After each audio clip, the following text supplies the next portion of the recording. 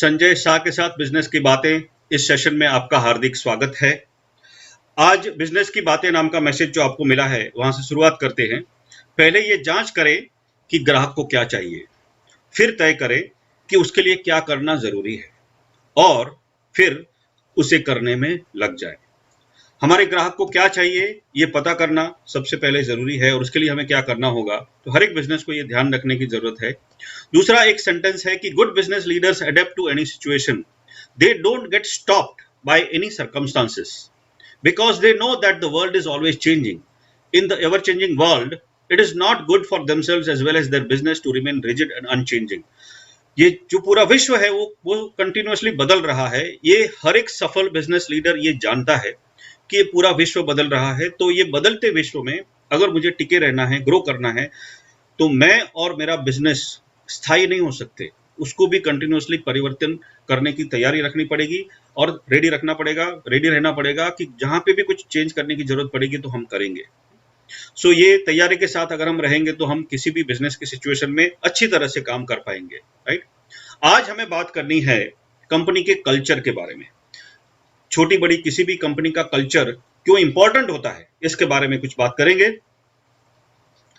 कुछ business people मुझे पूछते हैं कि ये जो नए नए स्टार्टअप आते हैं आजकल, सपोज स्विगी जोमेटो की इतनी बड़ी फौज रोड पे घूम रही है या और भी बहुत सारे स्टार्टअप्स हैं, इनको इतने हजारों लाखों एम्प्लॉइज कैसे मिल जाते हैं और हमें एक दो अच्छे टैलेंटेड लोग भी चाहिए तो भी हमें नहीं मिलते। सो क्या कारण है कि इनको इतने सारे लोग मिलते हैं और हमें नहीं मिलते। ये जो नई कंपनियां हैं, स्टार्टअप से लेके और भी दूसरी कंपनीज जो हैं, इनको अच्छे लोग इसलिए मिलते हैं कि ये जो यंगस्टर्स हैं, जो नई जनरेशन है, उनको नया कुछ सीखने का मौका देती हैं, उनको करियर का ग्रोथ का ऑप्शन देते हैं, उनको कुछ अच्छा काम करने का एक एक्साइटिंग वर्क का अपॉर्चुनिटी देते हैं और एक अच्छा कल्चर देते हैं। तो आने वाले समय में जो कंपटीशन है वो सिर्फ कस्टमर का ध्यान केंद्रित करने के लिए कंपटीशन नहीं है। कस्टमर का ध्यान तो केंद्रित करना ही है, साथ साथ में अभी की जो कंपटीशन है वो अच्छे एम्प्लॉइज को अट्रैक्ट करने की भी कंपटीशन है। अच्छे लोग हमारी कंपनी में आके कैसे जुड़ेंगे, हमारे साथ कैसे काम करेंगे, ये भी एक बहुत बड़ी कंपटीशन है।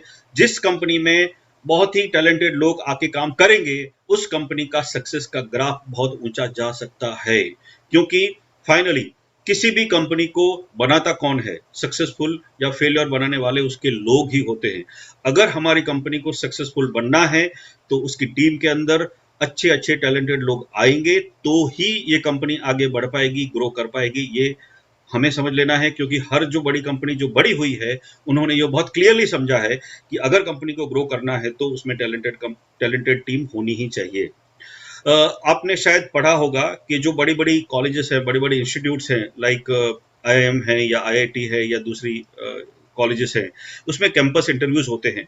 उस कैंपस इंटरव्यूज के अंदर जब पहले दिन वो रिक्रूटमेंट के लिए करना होता है ना, उस पहले दिन में कैंपस में आने के लिए कंपनियों के अंदर एक रेस होती है। कंपनियां चाहती हैं कि IIM या IIT या ऐसी कोई भी बड़ी कॉलेज हमको उनके कैंपस रिक्रूटमेंट का जो 8-10 दिन का पूरा टाइम होता है उसके अंदर पहले दिन बुलाए। पहले दिन हमें अपनी कंपनी को प्रेजेंट करने का और हमारी कंपनी के लिए स्टाफ चुनने का मौका मिलना चाहिए। क्यों? क्योंकि अच्छे अच्छे जो एम्प्लॉइज होंगे, अच्छे अच्छे जो स्टूडेंट्स कैंडिडेट्स होंगे, वो पहले दिन ही पिकअप हो जाएंगे। जो कंपनी वहां पे पहले दिन जाएगी उसको ही अच्छा स्टाफ मिलेगा। ऐसी कंपनियों के अंदर भी बिलीफ है, उनके अंदर भी एक होड़ लगी हुई होती है, एक रेस होती है कि हमें भी अच्छे अच्छे लोग चाहिए और इसके लिए वो कैंपस में भी सबसे पहले जाना चाहते हैं। सो मेरा कहने का मतलब ये है कि अच्छे एम्प्लॉय ढूंढना ये आजकल की कंपनीज की एक प्रायोरिटी है और हर कंपनी जो बड़ा होना चाहती है ये चाहती है कि मेरी टीम के अंदर अच्छे से अच्छे टैलेंटेड लोग आए। अभी देखिए बहुत सारी कंपनियां खुलती हैं, कुछ कंपनी सक्सेसफुल होती हैं, कुछ नहीं हो पाती है। क्यों नहीं हो पाती है? फर्क क्या है? लगभग आप देखेंगे तो बहुत सारी कंपनियां ऐसी होंगी कि जिनकी प्रोडक्ट सेम है, सर्विसेज भी लगभग सेम लेवल की है, सेम टाइप की है, फैसिलिटीज एक ही टाइप की होती हैं और उनकी मार्केट भी एक ही मार्केट में ऑपरेट करते हैं। फिर भी और हर उस कंपनियों के अंदर लोग भी एक ही टाइप के होते हैं, बहुत सारे अच्छे लोग भी उनके अंदर आते हैं। तो फिर भी ये लोग, कुछ कंपनी सक्सेसफुल होती है, कुछ कंपनी सक्सेसफुल क्यों नहीं होती? जो कंपनी जिसके पास अच्छा फैसिलिटी है, अच्छा प्रोडक्ट है, अच्छा सर्विस है और अच्छा मैन पावर है, फिर भी उसको अगर कल्चर अच्छा नहीं दे पाती है, तो वो कंपनी सक्सेसफुल नहीं होती है। तो फर्क क्या है कंपनीज के अंदर, कि ये सारा चीज एक एक समान होगा, लेकिन अगर कल्चर अलग होगा, अगर कल्चर में अच्छे लोग हैं फिर भी अच्छे लोग काम नहीं कर पाते हैं, वो अपना बेस्ट नहीं दे पाते हैं, तो कंपनी सक्सेसफुल नहीं होती है। सो culture is the main difference company को सक्सेस या फेल्योर दिलाने में। अभी आप देखिए हमारे ही देश की दो अलग अलग बिजनेस ग्रुप्स का अगर हम बात करें, सो एक टाटा ग्रुप है, बहुत पुराना, 100 साल से ज्यादा उसकी हिस्ट्री है, और दूसरा कंपेरेटिवली नया ग्रुप है, रिलायंस ग्रुप। सो इन दोनों के एम्प्लॉयज को अगर आप देखेंगे, सो टाटा ग्रुप के अंदर कंपेरेटिवली सैलरी कम मिलती है, उसकी कंपैरिजन में रिलायंस में सैलरी ज्यादा मिलती है। लेकिन फिर भी बहुत सारे ऐसे लोग हैं कि कम सैलरी मिलते हुए भी टाटा ग्रुप की कंपनी में काम करना पसंद करते हैं। रिलायंस में ज्यादा सैलरी मिलती होगी तो भी यहाँ पे आके काम करना पसंद करते हैं, क्योंकि उनको टाटा ग्रुप का कल्चर अच्छा लगता है। और ऐसे अच्छे अच्छे टैलेंटेड लोग आते हैं, इसकी वजह से ही कंपनी हमेशा ग्रो होती है, क्योंकि बहुत सारे टैलेंटेड लोग आके अपनी एनर्जी, अपनी ताकत, अपना पूरा टैलेंट इसके पीछे लगाएंगे और अच्छा काम करने में कंट्रीब्यूट करके देते हैं, और इसी वजह से कंपनी का ग्रोथ होता है। देखो, हम अगर कहीं किसी के घर पे जाते हैं तो अपने को तुरंत महसूस होता है, देखो 1-2 घंटे की बात नहीं है, अगर हम किसी के घर 2-3 दिन रहते हैं तो समझ में आता है कि उनके उनका जो रहन सहन है वो हमसे कितना अलग है। सो क्योंकि हर परिवार का, हर कुटुंब का एक कल्चर अलग होता है, हर कंट्री का एक कल्चर होता है, हर स्टेट का एक कल्चर होता है, हर कम्युनिटी का, हर धर्म का एक कल्चर होता है। उसी तरह से हर कंपनी का भी एक कल्चर होता है। और जिस तरह से एक ही बिल्डिंग के अंदर मानो कि 40-50 फैमिली रहते हैं, तो वो 40-50 एक ही टाइप के होंगे ऐसा बोल नहीं सकते।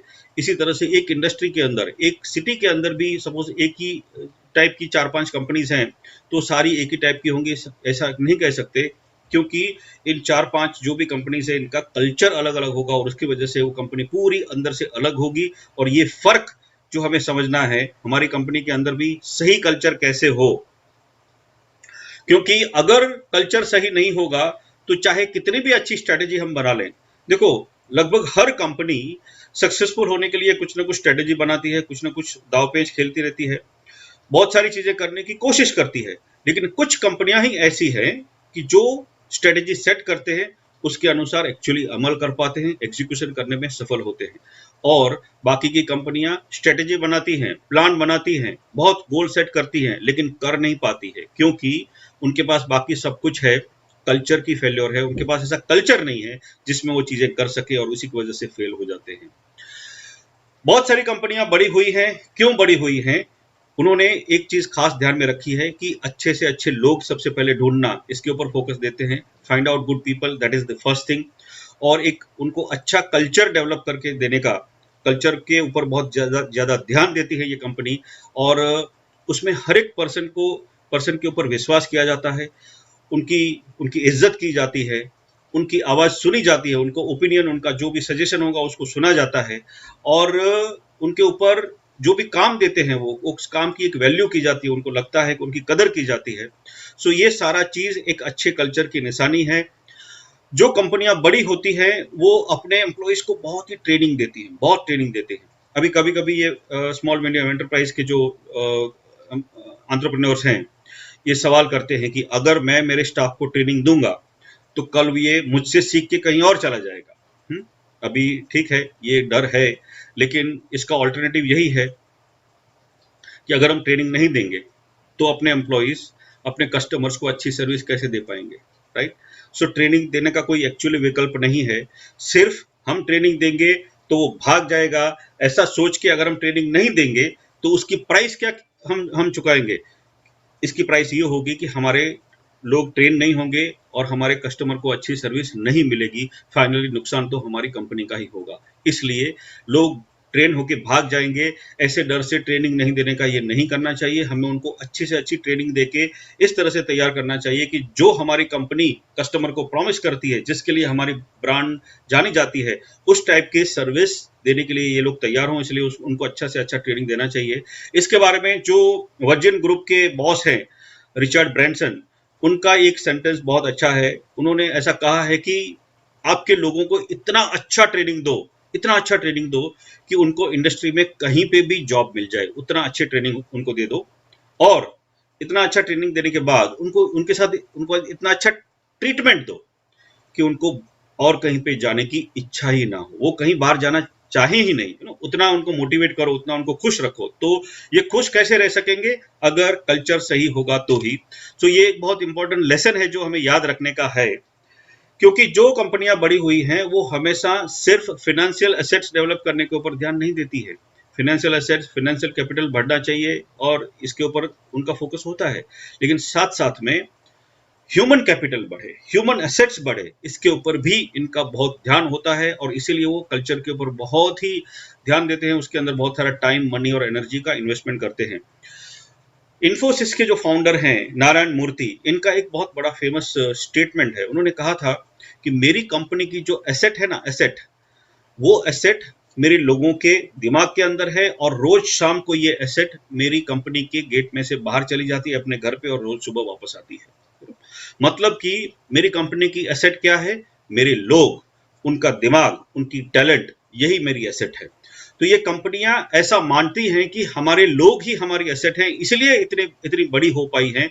सो हमें ये खास ध्यान रखने का है कि अगर कंपनी को बड़ा होना है तो डेफिनेटली उसको अपने ह्यूमन कैपिटल के ऊपर, उनके लोगों के ऊपर ध्यान देना जरूरी है और उसके लिए एक राइट कल्चर, एक राइट वर्क कल्चर डेवलप करना बहुत ही आवश्यक है। हम जानते हैं कि टाटा ग्रुप बहुत रिस्पेक्टेड है एज एन एम्प्लॉयर, लोगों को वहां पे काम करना बहुत पसंद है, भले ही कम सैलरी मिलती होगी तो भी। उसका एक एग्जाम्पल शायद आप लोगों ने देखा होगा या सुना पड़ा होगा, बहुत सारे वीडियोस भी आए थे।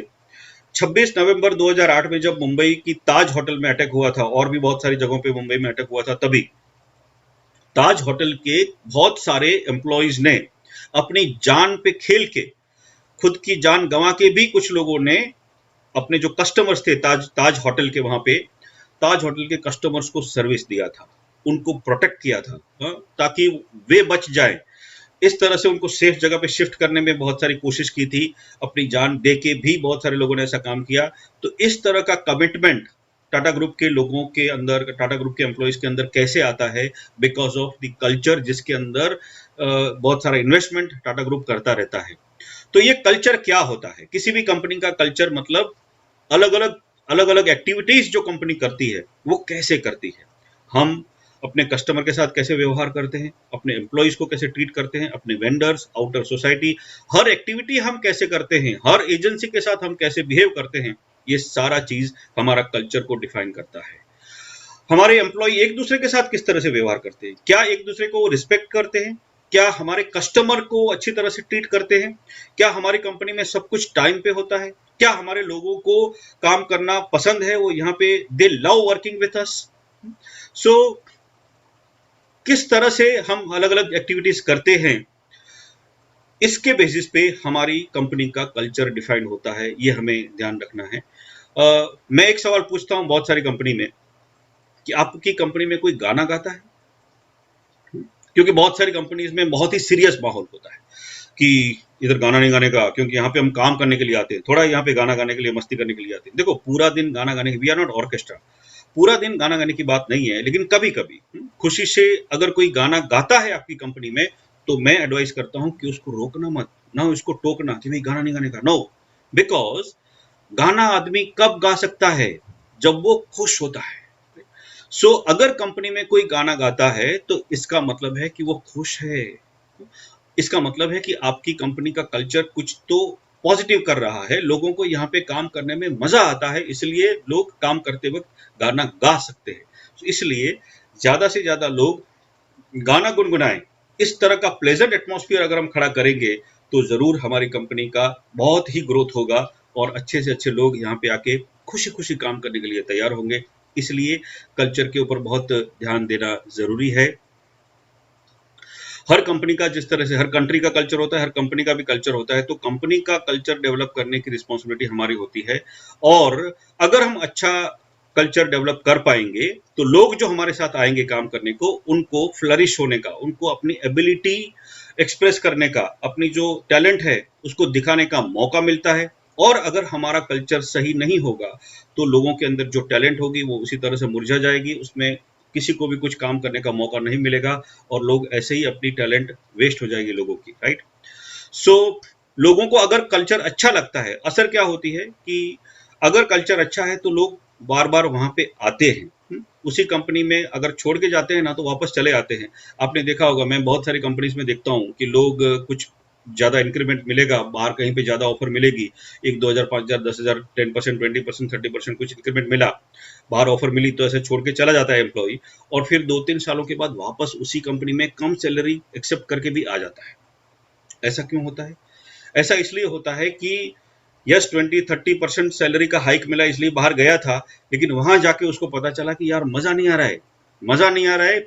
इसके लिए वो वापस जहां जहां जिस कंपनी को छोड़ के आया था वहां पे वापस आ जाता है। इसका मतलब कि कुछ लोग हमारी कंपनी के अंदर उसके कल्चर में इतने फिट हो जाते हैं कि वो बाहर कहीं पे उनको काम करना अच्छा नहीं लगता। तो इस टाइप का कल्चर डेवलप होना चाहिए ताकि ज़्यादा से ज़्यादा लोग यहीं पे रह के काम करना चालू करें, और उसके लिए बहुत सारी अलग-अलग एक्टिविटीज़ करनी पड़ेगी। क्या-क्या एक्टिविटीज़ करनी पड़ेगी हम बात करेंगे। शायद आपने देखा होगा कि बहुत सारी ऐसी कंपनीज़ हैं जहाँ पे ऐसी एक कॉम्पिटिशन होती है, best place to work, best place to work. बहुत सारे बिजनेस मैगजीन्स, बहुत सारे न्यूज़पेपर्स ऐसी ऐसी अ, एक कंपटीशन रखते हैं, ऐसे सर्वे करते हैं और ऐसा रैंकिंग देते हैं कि किस कंपनी में लोग आके काम करना पसंद करते हैं, और फिर हर साल उसका रैंकिंग डिक्लेयर होता है। सो ऐसा भी चल रहा है कि लोग, कंपनीज इस तरह से कोशिश करती हैं कि हमारी company best place to work ranking में आगे आए, लोगों को हमारे पास काम करना पसंद हो, ऐसी कोशिशें कंपनियां करती रहती है। और इस पूरे पूरी जो रेस है, इसके अंदर टाटा ग्रुप क्यों आगे है? देखो, मैंने आपके आपके को पहले ताज होटल के बारे में बताया। दूसरा एक एग्जांपल देता हूँ। जो एक्स चेयरमैन थे साइरस मिस्त्री, जो थोड़े समय के लिए टाटा ग्रुप के चेयरमैन रहे हैं, उनका एक फोटो बहुत ही वायरल हुआ था, शायद आपने देखा होगा, कि ये टाटा ग्रुप के चेयरमैन एक ढाबे पे अपने अपने कार के ड्राइवर के साथ खाना खा रहे हैं, आमने सामने बैठ के दो लोग खाना खा रहे हैं। इस तरह का फोटो एक आया था, बहुत ही सोशल मीडिया में वायरल हुआ था। इतनी बड़ी ग्रुप का चेयरमैन अपने ड्राइवर के साथ बैठ के खाना खाता है, इस टाइप का कल्चर है वहां पे, और इसीलिए शायद लोग टाटा ग्रुप को और उसके कल्चर को बहुत पसंद करते हैं, वहां पे काम करना पसंद करते हैं। कभी कभी देखो, अपने कल्चर की वैल्यू लोगों को नहीं समझ में आती है, इसलिए वापस आते हैं। मैंने आपको एग्जांपल दिया, तो उसका एक प्रैक्टिकल अगर हम एग्जांपल देखें तो, हम जब भारत में होते हैं ना, तब हमको भारत का कल्चर इतना वैल्यूएबल नहीं लगता है, लेकिन जब हम इंडिया के बाहर जाते हैं तभी अपने को समझ में आता है कि यार इंडिया कितना, अपना अपना देश कितना सही है, कितना अच्छा है, अपने देश का कल्चर कितना अच्छा है। क्योंकि लोग बाहर जाते हैं, फिर इंडियन फूड ढूंढना चालू कर देते हैं, इंडियन लोग, इंडियन तिरंगा, इंडियन सब कुछ अगर मिलेगा तो बहुत खुश हो जाते हैं। क्योंकि जब हम बाहर जाते हैं, किसी और कल्चर को देखते हैं, तभी हमको पता चलता है कि हमारे कल्चर में क्या अच्छा है।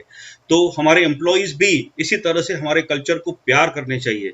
वो किसी और कंपनी का कल्चर देखें तभी उनको लगना चाहिए कि नो, इससे तो मेरी कंपनी का कल्चर बेहतर है, और उस टाइप का कल्चर डेवलप करने की हमारी रिस्पॉन्सिबिलिटी है एज ए लीडर। आपने देखा होगा शायद, गूगल का कल्चर बहुत ही फेमस है। गूगल को गूगल के बहुत सारे वीडियोस हैं कि किस तरह की ऑफिस है, ऑफिस के अंदर कितनी सुविधाएं हैं। आपको टाइम पास करने की तमाम चीजें, तमाम ऑप्शंस गूगल देता है। अगर आपको मसाज करना है, जिम में जाना है, गाना गाना है, स्विमिंग करना है, एक्सरसाइज करनी है, कुछ भी करना है, इवन आपको सो जाना है, तो भी सारी सुविधाएं हैं। आपको जो कुछ भी खाना है, पचासों हजारों टाइप की चीजें वहां पे मिलती हैं उनके रेस्टोरेंट्स के अंदर। जब भी चाहो, 24 घंटे जो भी खाना है आपको मिल सकता है। ऐसी तमाम सुविधाएं गूगल अपने एम्प्लॉयज को देता है। अभी हमारे दिमाग में ये सवाल होता होगा कि ये सारी चीजें अगर हम ऐसे एम्प्लॉयज को दे देंगे तो फिर वो काम कभी करेंगे? फिर तो टाइम पास ही करते रहेंगे। ऐसा नहीं होता है। देखिए, आदमी हमेशा कंटिन्यूअसली टाइम पास करने के लिए नहीं सोचता रहता है। अभी हमारी हालत खुद की देखिए आप, करीब करीब 1 महीना हुआ, 1 महीने से ज्यादा समय से हम लोग घरों घरों में अभी हैं अपने। अभी हमारे पास कुछ काम नहीं है, हाँ, सिर्फ ऐश करने के लिए है। बहुत सारा आराम कर लिया, खाया पिया, सब कुछ कर लिया। क्या हम अभी खुश हैं? क्या हमको अपना काम याद नहीं आता? क्या हमें बाहर जाके अपनी ऑफिस में, अपनी दुकान पे, अपनी फैक्ट्री में जाके काम करने की वापस इच्छा नहीं हो रही है? राइट, हो रही है ना। हम सबको अपना काम याद आ रहा है। तो यही हालत होती है एम्प्लॉयज की भी। एम्प्लॉयज को भी अगर हम ऐश करने के मौके देंगे तो कुछ दिनों तक करेंगे। कुछ दिनों की, जिस तरह से हमने कुछ दिन आराम कर लिया, अभी क्या, सो अभी अपने को जिस तरह से काम करने की इच्छा होती है, उसी तरह से अगर एम्प्लॉइज को फैसिलिटीज मिल जाती है तो वो थोड़े समय तक उसका बहुत ज्यादा उपयोग करते हैं, बाद में उसका रीजनेबली उपयोग करके फाइनली फिर अपने काम पे ज्यादा ध्यान देते हैं, बहुत एनर्जी के साथ, बहुत ही ताकत के साथ काम के अंदर इन्वॉल्व होते हैं और बहुत अच्छा काम करते हैं। ये चीज ये लोग ये समझे हैं, ये बड़ी कंपनियां। इसीलिए तो देखो, गूगल सर्च सबसे पहले शुरू किया उन्होंने, लेकिन जब भी आए थे तभी लेट आए थे। उसके पहले याहू नाम की कंपनी का सर्च में बहुत ही बोलबाला थी, लेकिन जैसे ही गूगल आया तो सारे सर्च इंजन से आगे निकल गया। क्यों? क्योंकि उन्होंने अच्छे लोगों को लाने के ऊपर फोकस किया और उनको अच्छी सर्विस, अच्छा एटमॉस्फेयर देने का, अच्छा कल्चर डेवलप करने के लिए खास फोकस किया। और इसकी वजह से ही गूगल इतनी फेमस है, क्योंकि अच्छे से अच्छे लोग वहां पे काम करते हैं और अच्छा से अच्छा काम करते हैं। ये बड़ी कंपनी है। दो टाइप के, लेकिन हम छोटी कंपनी के अंदर भी ये बहुत सारी चीजें कर सकते हैं, उसके लिए हमको ध्यान देना पड़ेगा। और क्या ध्यान देने का है कि कल्चर दो टाइप के होते हैं। दो टाइप के कौन से कल्चर हैं? सबसे पहले एक ऐसा top centric, top to bottom जिसको कहते हैं। टॉप सेंट्रिक कल्चर में क्या होता है, कुछ लोग, एक बॉस या तो जितने भी पार्टनर वगैरह होंगे उतने लोग ही डिसीजन लेते हैं, उनके पास ही सारे अधिकार होते हैं। बाकी के लोग सिर्फ जैसा कहा है ऐसा करते हैं, उनके पास कोई कंट्रोल नहीं होता, उनके पास कोई अथॉरिटी नहीं होती।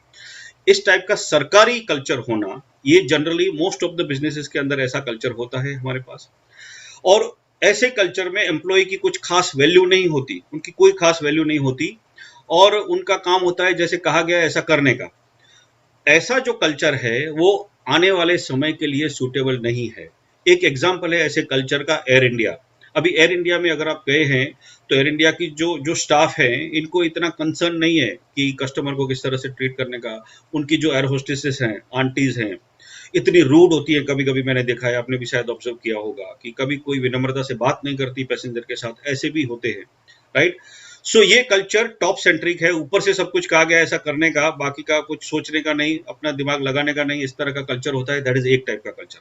दूसरे टाइप का कल्चर, जहां पे अथॉरिटी डिस्ट्रीब्यूट हो गई है, सिर्फ बॉस लोग ही सोचते हैं ऐसा नहीं है, सिर्फ बॉस ही सही होता है ऐसा नहीं है। ये कंपनियां नीचे के जो बाकी के लोग हैं उनको भी काफी अथॉरिटी देती है, काफी फ्रीडम देती है उनका डिसीजन लेने के लिए, उनको जो भी अच्छा लगे ऐसा चीज करने के लिए, एक्सपेरिमेंट करने के लिए, राइट। सबको अपनी अपना ओपिनियन देने की एक एक फ्रीडम दी जाती है, सबकी बात सुनी जाती है और उनको मौका भी दिया जाता है। सो इससे क्या होता है, हर पर्सन को अपनी एबिलिटी के अनुसार काम करने की इच्छा होती है, अपना बेस्ट करने की एक इच्छा होती है, और इसकी वजह से बहुत अच्छा परफॉर्मेंस कंपनी के अंदर देखने को मिलता है। तो ये दूसरे टाइप का कल्चर होता है।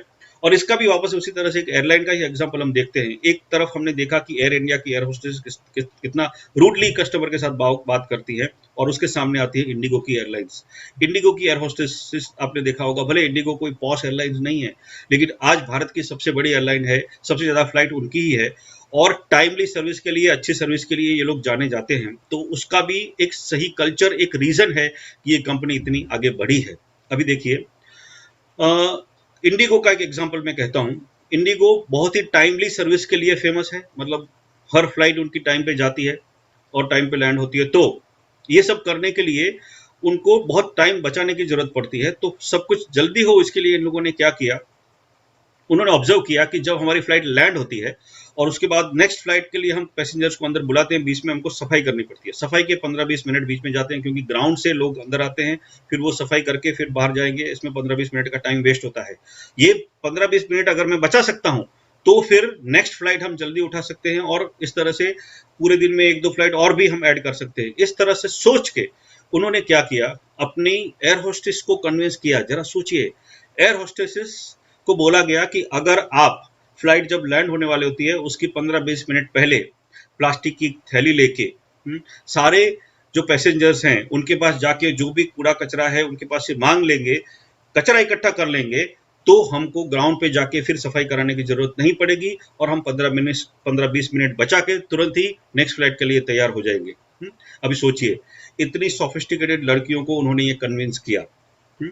और ये एयर होस्टेस तैयार हुई हैं, ये सबसे पहले इंडिगो एयरलाइन ने चालू किया था। सो कहने का मतलब है कि कल्चर बहुत सारा फर्क लोगों के अंदर ला सकता है, लोगों को अपने दिलो जान से काम करने के लिए प्रेरित कर सकता है। सो हमें अगर आने वाले समय के अंदर अपनी कंपनी को आगे बढ़ाना है, ग्रो करना है, तो अच्छे लोग हमारी कंपनी में आए, ऐसी कोशिश करनी पड़ेगी। अच्छे लोग तभी आएंगे जब हमारी कंपनी का कल्चर अच्छा होगा। सो अच्छा कल्चर डेवलप करने के प्रति बहुत ध्यान देने की ज़रूरत है, और इसके लिए कैसे करेंगे, एक अच्छा कल्चर का निर्माण कैसे होगा, इसके बारे में हम आने वाले सेशन में बात करेंगे। अगर मेरे आज की जो प्रेजेंटेशन है कि एक कल्चर इंपॉर्टेंट होता है कंपनी के ग्रोथ के लिए, इसके बारे में आपका जो भी व्यूज़ है, आपकी जो कमेंट है, यहाँ पे मुझे आप प्लीज़ लिख के देंगे तो बहुत मुझे कुछ पता चलेगा। सेकेंडली, अगर आपको ये सारा सेशंस अच्छा लगता है तो आप प्लीज़ अपने बिजनेस सर्कल्स के अंदर इसको शेयर करिए। अगर आपको बिजनेस की बातें, मेरा डेली मैसेजेस रिसीव करना है तो टेलीग्राम पे मेरी चैनल है Hindi business guide. Hindi business guide search करिए टेलीग्राम पे, तो आपको ये मैसेजेस, बिजनेस की बातें, डेली मैसेजेस वहाँ पे आपको मिल सकेंगे। हिंदी बिजनेस गाइड नाम की मेरी फेसबुक के ऊपर भी ये पेज है जहाँ पे अभी हम लाइव हैं, यहाँ पे भी आप फॉलो करेंगे तो आपको डेली टिप्स जो हम ऐड करते हैं वो मिल सकती हैं। हिंदी बिजनेस गाइड .com नाम की मेरी जो वेबसाइट है, वहाँ पे भी ये बहुत सारे ऐसी टिप्स प्लस बहुत सारे आर्टिकल्स और वीडियोस वगैरह हमने रखे हैं। तो ये सारा चीज़ बिजनेस सर्कल्स के लिए है, आपके स्मॉल मीडियम एंटरप्राइज को ग्रो करने के लिए बहुत सारे सॉल्यूशंस हम लोग पेश कर रहे हैं। मैं रिक्वेस्ट करता हूँ कि ये सारी चीज़ों का आप लाभ उठाएं और अपने कारोबार को बहुत आगे लेके जाएं। उसमें हमसे जो हेल्प हो सकती है हम कर रहे हैं, राइट। सो आप सब अपने घरों में रहिए, जिस तरह से हमें कहा गया है, जब तक हमारा लॉकडाउन है तब तक घर पे रहिए, खुश रहिए, स्वस्थ रहिए। कल सुबह वापस 10 बजे हम यहीं पे मिलेंगे और कुछ और बिजनेस की बातें करने के लिए। तब तक thank you very much, wish you all the best.